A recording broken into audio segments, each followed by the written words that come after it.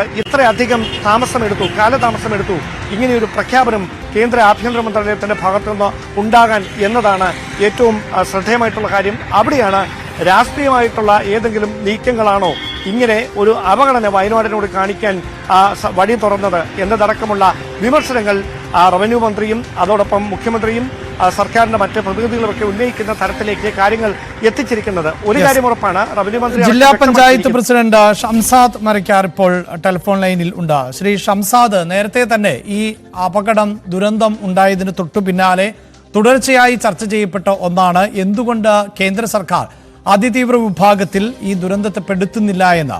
ഇപ്പോൾ അങ്ങനെ കാറ്റഗറിയിൽ ഉൾപ്പെടുത്തിയിട്ടുണ്ടെങ്കിൽ പോലും അതുകൊണ്ട് കാര്യമായ നേട്ടമില്ല എന്ന നിലയിലുള്ള റിപ്പോർട്ടുകൾ ആണ് പുറത്തുവരുന്നത്. റവന്യൂ മന്ത്രിയുടെ പ്രതികരണത്തിൽ നിന്നും അത് തന്നെയാണ് മനസ്സിലാക്കാനും സാധിക്കുന്നത്. റവന്യൂ മന്ത്രിയുടെ പ്രതികരണം എന്റെ ശ്രദ്ധയിൽപ്പെട്ടിട്ടില്ല. അതിതീവ്ര ദുരന്തമായി പ്രഖ്യാപിക്കുക എന്നുള്ളത് കേരളം ആവശ്യപ്പെട്ടൊരു കാര്യമാണ്. കേരളത്തിലെ എല്ലാ MP-മാരും ആവശ്യപ്പെട്ടൊരു കാര്യവുമാണ്. അതിതീവ്ര ദുരന്തമായി പ്രഖ്യാപിക്കുമ്പോൾ യാതൊരുവിധ ഗുണവും ഇല്ല എന്ന് പറയുന്നത് ശരിയാണെന്ന് എനിക്ക് തോന്നുന്നില്ല. കാരണം അവിടെയുള്ള ആളുകളുടെ സാമ്പത്തികമായ ബാധ്യതകളെല്ലാം ബാങ്കുകൾക്കും മറ്റും കേന്ദ്ര സർക്കാരിന്റെ കൂടെ അനുമതിയോടുകൂടി കേരള സർക്കാരിന്റെ ഒരു സമ്മർദ്ദവും കൂടെ ഉണ്ടെങ്കിൽ എഴുതി തള്ളാവുന്ന സാഹചര്യം ഉണ്ടാവും. കാരണം അതിതീവ്ര ദുരന്തത്തിന്റെ ഭാഗമായി വരികയും സെക്ഷൻ 13 പ്രകാരം അത് ഉപയോഗിക്കുകയും ചെയ്യുകയാണെങ്കിൽ അതിനോടൊപ്പം മറ്റുള്ള MP-മാർക്ക് ഇന്ത്യയിലെ ഉള്ള MP-മാർക്കും വേണമെങ്കിൽ 1 കോടി രൂപ വരെ ഈ മേഖലയിൽ ചെലവഴിക്കാനുള്ള ഒരു സാഹചര്യം ഉണ്ടാവും. അതെ, രാജ്യത്ത് മുഴുവൻ MP-മാർക്കും 1 കോടി രൂപ വീതം വേണമെങ്കിൽ ചെലവഴിക്കാം. ഓക്കെ, നമുക്ക് ചെലവഴിക്കാനുള്ള ഒരു സാഹചര്യം ഇവിടെ ഉണ്ടാകും. മറ്റൊന്ന്, ഈ അന്താരാഷ്ട്ര സംഘടനകളിൽ നിന്നും ബഹുരാഷ്ട്ര സ്ഥാപനങ്ങളിൽ നിന്നും ഒക്കെ സർക്കാരിന് വേണമെങ്കിൽ പണം സ്വീകരിക്കാം. നേരത്തെ തന്നെ ഈ ടൗൺഷിപ്പുമായി ബന്ധപ്പെട്ട് നിരവധി സ്ഥാപനങ്ങൾ സഹായ സന്നദ്ധത അറിയിച്ചതുമാണ്. നമ്മളത് തീർച്ചയായും ഞാനത് പറയാൻ വരികയായിരുന്നു. അതായത് ബഹുരാഷ്ട്ര കമ്പനികളിൽ നിന്നും അന്താരാഷ്ട്ര ഏജൻസികളിൽ നിന്നും ഒക്കെ നമുക്ക് പണം സ്വരൂപിക്കാനും ഇത് പുനരധിവാസത്തിന് ഉപയോഗിക്കാനും കഴിയും. അപ്പോ ഞാൻ അദ്ദേഹത്തിന്റെ ഈ പ്രസ്താവന കേൾക്കാത്തതുകൊണ്ടാണ് ഞാൻ അതിൽ പ്രതികരിക്കാത്തത്. എന്റെ ബോധ്യത്തിൽ ഇത്തരം കാര്യങ്ങൾ നടക്കുമെന്നുള്ളത്. ഇനി ഒന്നും നടക്കാൻ ഒരു സാധ്യതയും ഇല്ല എന്നുള്ളതെങ്കിൽ നമ്മൾ അതിതീവ്ര, അതായത് താങ്കൾ പറയുന്നത് ഈ സംസ്ഥാനത്തെ സർക്കാർ പ്രധാനമായും പറയുന്നത് അധിക തുക ആവശ്യപ്പെട്ടു, ആ തുക അനുവദിച്ചില്ല എന്നതാണ് പ്രധാനപ്പെട്ട ആക്ഷേപം. അതിലേക്ക് ഞാൻ വരുന്നു. ഞാൻ പറഞ്ഞത് നമ്മളുടെ 2 ആവശ്യങ്ങൾ രണ്ടായി തന്നെ നമ്മൾ കാണണ്ടേ. നമ്മൾ അതിതീവ്ര ദുരന്തമായി പ്രഖ്യാപിക്കണം എന്നുള്ള ഒന്നാമത്തെ ആവശ്യം, അല്ലെങ്കിൽ രണ്ടാമത്തെ ആവശ്യം. ഒരാവശ്യം കൂടി നമ്മൾ ഉന്നയിക്കുന്നുണ്ടാണ്. മുണ്ടക്കൈ ചൂരൽമല പുനരധിവാസത്തിന് സാമ്പത്തികമായ ഒരു പാക്കേജ് കേന്ദ്ര സർക്കാർ നൽകണം എന്നുള്ളത് തന്നെയാണ്. അതിനകത്ത് യാതൊരുവിധ വ്യത്യാസവുമില്ല. പക്ഷെ നമ്മൾ 2 കാര്യം ആവശ്യപ്പെട്ടു. 5 മാസം കഴിഞ്ഞിട്ടാണെങ്കിൽ പോലും അതിതീവ്ര ദുരന്തമായി പ്രഖ്യാപിക്കാൻ സർക്കാർ തയ്യാറായി, നമ്മളുടെ ഒരു ആവശ്യം എന്നുള്ളത്. ഇനി അതിനകത്ത് ആ പ്രഖ്യാപനം കൊണ്ട് എന്തൊക്കെ തരത്തിലുള്ള ഇടപെടലുകൾ നമുക്ക് നടത്താൻ കഴിയുമെന്നുള്ളത് നമ്മൾ ആലോചിക്കേണ്ട കാര്യമാണ്. അതിനാണ് ഞാനും താങ്കൾ ഇപ്പൊ തുടക്കത്തിൽ പറഞ്ഞതുപോലെ ലോണിന്റെ കാര്യം, മറ്റ് ഏജൻസികളുടെ ഫണ്ട്, MP-മാരുടെ ഫണ്ട്, അങ്ങനെ എന്തൊക്കെ സോഴ്സുകൾ നമുക്ക് ഇതിനകത്ത് ഉപയോഗിക്കാൻ പറ്റും അത് ഉപയോഗിക്കും. 2 പാക്കേജ് എന്ന് പറയുന്നത് നമുക്ക് ആവശ്യമുള്ള കാര്യം തന്നെയാണ്. അതിനകത്ത് യാതൊരുവിധ തർക്കവുമില്ല. ഇനി SDRF-ലേക്ക് വരുന്ന തുകയുടെ തോത് വർദ്ധിക്കും അതിതീവ്ര ദുരന്തമായതുകൊണ്ട്. പക്ഷെ നമുക്ക് അതല്ല നമ്മൾ വീണ്ടും ആവശ്യപ്പെടുന്നത്. നമുക്കൊരു പാക്കേജിന്റെ സാമ്പത്തിക അതിന് നമ്മൾ കണക്ക് കൊടുക്കുകയും PDNA റിപ്പോർട്ട് കേന്ദ്ര സർക്കാരിന്റെ മുന്നിലുണ്ട്. പക്ഷെ ഞാൻ മനസ്സിലാക്കിയത് ആ റിപ്പോർട്ടിന്റെ അടിസ്ഥാനത്തിൽ പണം തരുമോ തരില്ലേ എന്നുള്ളൊരു നിലപാടിലേക്ക് കേന്ദ്ര സർക്കാർ എത്തിയിട്ടില്ല. നമ്മളിപ്പോഴും സമ്മർദ്ദം ചെലുത്തിക്കൊണ്ടിരിക്കുന്നത് നമ്മൾക്ക് ആവശ്യപ്പെട്ട 1200 കോടി രൂപയോളം നമുക്ക് അവിടെ ചെലവഴിക്കപ്പെടേണ്ടി വരും. അപ്പൊ ആ പണം നമുക്ക് കേന്ദ്ര സർക്കാർ പാക്കേജായി നൽകണമെന്ന് തന്നെയാണ്. അത് നമ്മളെല്ലാവരും ഒരുമിച്ച് ആവശ്യപ്പെടുകയും കേന്ദ്രത്തിൽ സമ്മർദ്ദം ചെലുത്തുകയും അത് വാങ്ങിയെടുക്കുകയും ചെയ്യുക എന്നുള്ളതാണ്.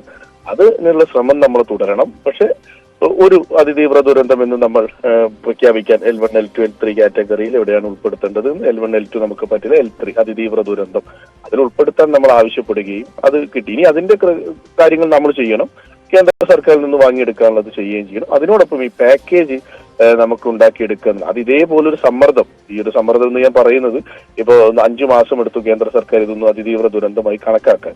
വേണമെങ്കിൽ ഇതിന് മുന്നേ തന്നെ ഇത് ചെയ്യാമായിരുന്നു. പ്രധാനമന്ത്രി നേരിൽ കണ്ടതാണ്, 2 കേന്ദ്ര സംഘം കണ്ടതാണ്, PDNA റിപ്പോർട്ടിന്റെ അടിസ്ഥാനത്തിൽ അത് കണ്ടതാണ്. അവർക്ക് അതിന്റെ ഡാറ്റകളുണ്ട്. അവർക്ക് വേണമെങ്കിൽ കുറച്ചുകൂടി മുന്നേ പ്രഖ്യാപിക്കും. പക്ഷെ നമ്മളെല്ലാവരും കേരളത്തിലെ എല്ലാ MP-മാരും ഒരുമിച്ച് ശ്രീമതി പ്രിയങ്ക ഗാന്ധിയുടെ ഒക്കെ നേതൃത്വത്തിൽ അമിത്ഷായെ പോയി കാണുന്നു. നമ്മൾ കാര്യങ്ങൾ പറയുന്നു, നമുക്കത് കിട്ടുന്നു. അതേ ഒരു സമ്മർദ്ദം ഇനിയും നമ്മൾ എല്ലാവരും ഒരുമിച്ച് ചെലുത്തി സാമ്പത്തികമായ ഒരു പാക്കേജ് കൂടി നമുക്ക് നേടിയെടുത്ത് പുനരധിവാസത്തിന് ഉപയോഗിക്കപ്പെടുക എന്നുള്ളതാണ്. അപ്പോൾ ഈ രാഷ്ട്രീയ പ്രത്യാരോപണങ്ങൾ ഇതിനു മുമ്പ് നമ്മൾ കണ്ടതാണ്. ഇത് തീവ്ര ദുരന്തമായി പ്രഖ്യാപിക്കുമ്പോഴും അതുതന്നെയാണ് തുടരുന്നത്. മന്ത്രിയുടെ പ്രതികരണം അനുസരിച്ചാണെങ്കിൽ അടിയന്തര സഹായമായി 219 കോടി രൂപ അഡീഷണൽ സഹായമായി അനുവദിക്കണമെന്ന് സർക്കാർ ആവശ്യപ്പെട്ടിരുന്നു. എന്നാൽ അതിൽ ഇതുവരെയും കേന്ദ്രം ഒരക്ഷരവും മിണ്ടിയിട്ടില്ല. ഒപ്പം 2221 കോടി രൂപയുടെ പുനർനിർമ്മാണ പ്രക്രിയയ്ക്ക് വേണ്ടിയുള്ള സഹായം ആവശ്യപ്പെട്ടു. അതിലും തീരുമാനമായിട്ടില്ല. അപ്പോൾ ഇങ്ങനെ തീരുമാനത്തിന് കാത്തു നിൽക്കുന്തോറും വയനാട്ടിലെ ജനങ്ങൾ വലിയ ദുരിതത്തിലാകുന്നു എന്നുകൂടിയല്ലേ മനസ്സിലാക്കേണ്ടി വരുന്നത്? തീർച്ചയായും മന്ത്രി പറയുന്ന കാര്യങ്ങൾ നമുക്ക് സാമ്പത്തികമായുള്ള ആ കാര്യത്തിൽ കേരള സർക്കാർ പറയുന്ന ആവശ്യങ്ങളോടൊപ്പം തന്നെയാണ് എല്ലാവരും. നമുക്ക് പണം വേണം, അതിനകത്ത് ആരാണ് അത് വേണ്ട എന്ന് പറയുന്നത്? ആരുമില്ല. കേന്ദ്രം നമുക്ക് കൂടുതൽ സാമ്പത്തിക സഹായം നൽകണം, നമ്മൾ അതിന് സമ്മർദ്ദം ചെലുത്തുന്നുണ്ട്. കേന്ദ്രത്തിന്റെ PDNA റിപ്പോർട്ടിന്റെ അടിസ്ഥാനത്തിൽ സാമ്പത്തിക സഹായം അനുവദിക്കണം എന്ന് നമ്മൾ ആവശ്യപ്പെടും. രണ്ട്, താങ്കൾ പറഞ്ഞതുപോലെ ഇത് വൈകുന്നത് ഇപ്പൊ കേന്ദ്രത്തിനെതിരെ കേരള സർക്കാരിന് നിലപാടെടുക്കാം, കേരളത്തിനെതിരെ നിലപാടെടുക്കാം. ഇനി വേണമെങ്കിൽ കേന്ദ്രത്തിനൊരു കാര്യം പറയാം, ഞങ്ങൾ അതിതീവ്ര ദുരന്തമായി പ്രഖ്യാപിച്ചു നിങ്ങൾ പറഞ്ഞതുപോലെ എന്ന് പറഞ്ഞ് കൈകഴുകുകയാണോ? അല്ലെങ്കിൽ നിങ്ങൾ പറഞ്ഞ സാമ്പത്തിക പാക്കേജ് ഞങ്ങളുടെ പരിഗണനയിലുണ്ട്, വളരെ പെട്ടെന്ന് തന്നെ ഞങ്ങൾ ആ പണം നിങ്ങൾക്ക് അനുവദിക്കും എന്നെങ്കിലും പറയണ്ടേ കേന്ദ്രം? അതും കേന്ദ്രം പറയുന്നില്ല. അപ്പൊ കേരള സർക്കാർ ആരോപണങ്ങൾക്ക് പകരം ഇനി ക്രിയാത്മകമായുള്ള ഇടപെടലുകൾക്കുള്ള സമയം കഴിഞ്ഞിരിക്കുന്നു. കാരണം നമുക്ക് കുറ്റപ്പെടുത്തലുകളും അല്ലെങ്കിൽ രാഷ്ട്രീയ പോർവിളികൾക്കും ഒക്കെ അപ്പുറം കുറേ മനുഷ്യർ 5 മാസം കഴിഞ്ഞിരിക്കുന്നു. 29 തീയതി കഴിഞ്ഞത് 31. ഈ 5 മാസം കഴിഞ്ഞ് 2 ദിവസം പിന്നിട്ട ഒരു ദുരന്തത്തിൽ പലരും ഇപ്പോഴും വാടക വീടുകളിലും ബന്ധു വീടുകളിലും കഴിയുകയാണ്. ഒരു ആശങ്കയിലാണ് ജനങ്ങൾ. ആ ആളുകളെ പുനരധിവസിപ്പിക്കാനുള്ള പ്രവർത്തനങ്ങൾക്ക് സർക്കാർ ഇനി മുന്നിട്ടിറങ്ങുക എന്നുള്ളത് തന്നെയാണ്. ആ മുന്നിട്ടിറങ്ങുമ്പോൾ CMDRF-ൽ നമുക്ക് ലഭ്യമായ തുകയുണ്ട്, STRF-ലുള്ള തുകയുണ്ട്. ആ തുക ഉപയോഗിച്ചുകൊണ്ടുള്ള ഒരു പ്ലാന് നമ്മൾ വലിയ എസ്റ്റിമേറ്റഡ് പ്ലാനിൽ തന്നെ സ്റ്റാർട്ട് ചെയ്യുകയും ആ തുക ഉപയോഗിക്കുകയും ചെയ്യണം. കേന്ദ്രത്തിൽ നിന്ന് പണം വാങ്ങിയെടുക്കാൻ നമ്മൾ ഒരുമിച്ച് ശ്രമിക്കുകയും അത് വാങ്ങിയെടുക്കുകയും വേണം. പക്ഷെ അത് കിട്ടുന്നത് വരെ കാത്തു നിൽക്കുക. എന്നാൽ ചില മന്ത്രിമാരടക്കം റവന്യൂ വകുപ്പ് മന്ത്രി ഇടയ്ക്കിടയ്ക്ക് പറയുന്നത് ശ്രദ്ധയിൽപ്പെടുന്നുണ്ട്, കേന്ദ്രം പണം തന്നില്ലെങ്കിലും പുനരധിവാസത്തിന് യാതൊരുവിധ പ്രയാസവും ഉണ്ടാവില്ല എന്ന് പറയും. അത് കേവലം രാഷ്ട്രീയമായ വാക്കുകളായി മാറരുത്. കേന്ദ്രം തരുന്നില്ലെങ്കിൽ കേന്ദ്രത്തിനെതിരെ നമുക്ക് ഒരുമിച്ച് നിന്ന് ഫൈറ്റ് ചെയ്യണം, അതിൽ തർക്കമില്ല. പക്ഷെ കേരളം ചെയ്യേണ്ട കാര്യങ്ങൾ ഇനിയും ആരംഭിക്കാതിരിക്കുന്നത് ശരികേടാണ്. ആരംഭിക്കണം. ആരംഭിച്ചു കഴിഞ്ഞ് പറയണം ഞങ്ങളിത് തുടങ്ങി, കേന്ദ്രം ഞങ്ങളെ സഹായിച്ചില്ല. പക്ഷെ പുറത്തിറങ്ങി വലിയ വാക്കുകളിൽ കേന്ദ്രം പണം തന്നില്ലെങ്കിലും ഇവിടെ ഒന്നും സംഭവിക്കില്ല, കേരളം എല്ലാത്തിനും പ്രാപ്തമാണെന്ന് പറയുകയും, എന്നാൽ ഇതിന്റെ ചർച്ചകളിലേക്കും കാര്യങ്ങളിലേക്കും വരുമ്പോൾ കേന്ദ്രത്തിൽ നിന്ന് പണം ലഭിച്ചിട്ടില്ല എന്ന് പറയുന്ന രണ്ട് രീതിയിലുള്ള നിലപാടെടുക്കാതെ നമ്മളുടെ കയ്യിലുള്ള പണം വെച്ച് പുനരധിവാസ പ്രവർത്തനങ്ങൾ, ഭൂമി ഏറ്റെടുക്കുന്നതുമായി ബന്ധപ്പെട്ട കാര്യങ്ങൾ ഇപ്പൊ കോടതിയിൽ നിന്ന് അനുകൂലമായ വിധി കിട്ടി. ഇനി വളരെ പെട്ടെന്ന് അതിന്റെ പ്ലാൻ എന്താണ്, പുനരധിവാസത്തിന്റെ ടൗൺഷിപ്പിന്റെ പ്ലാൻ ഞാൻ ഇതുവരെ കണ്ടിട്ടില്ല, താങ്കളും കണ്ടിട്ടില്ല എന്ന് ഞാൻ വിചാരിക്കും. ആ പ്ലാൻ പ്രസന്റ് ചെയ്യണ്ടേ, അത് ദുരന്തബാധിതർക്ക് എത്തി അറിയിക്കണ്ടേ, ഇതാണ് നമ്മളുടെ പ്ലാൻ. അതിനകത്ത് ചേഞ്ചസ് ഉണ്ടോ? ചേഞ്ചസ് ഉണ്ടെങ്കിൽ അത് പറയട്ടെ, ജനപ്രതിനിധികൾ പറയട്ടെ, ഉദ്യോഗസ്ഥർ പറയട്ടെ, അത് അംഗീകരിക്കണ്ടേ. അത് അംഗീകരിച്ചതിന്റെ പ്രവർത്തനങ്ങൾ ആരംഭിക്കണം. അതിൽ 1023 വീടുകൾ അല്ലെങ്കിൽ 1000 വീടുകൾ 500 വീടുകൾ എത്ര വീടാണെങ്കിലും വീടുകൾക്ക് പൂർണ്ണമായി തരാൻ നമ്മളുടെ സ്പോൺസർമാരുണ്ട്. അവരുടെ മീറ്റിംഗ് വിളിക്കുന്നു, നമ്മളെ വീടുകളിലേക്ക് കടക്കുന്നു, സ്ഥലം നമ്മൾ കണ്ടെത്തുന്നു, മറ്റുള്ള പൊതു ഇടങ്ങൾ നമുക്ക് സഹായിക്കാൻ പറ്റുന്ന ആളുകളിൽ നിന്ന് സഹായം വാങ്ങണം, നമ്മുടെ CMDRF ഉപയോഗിക്കണം.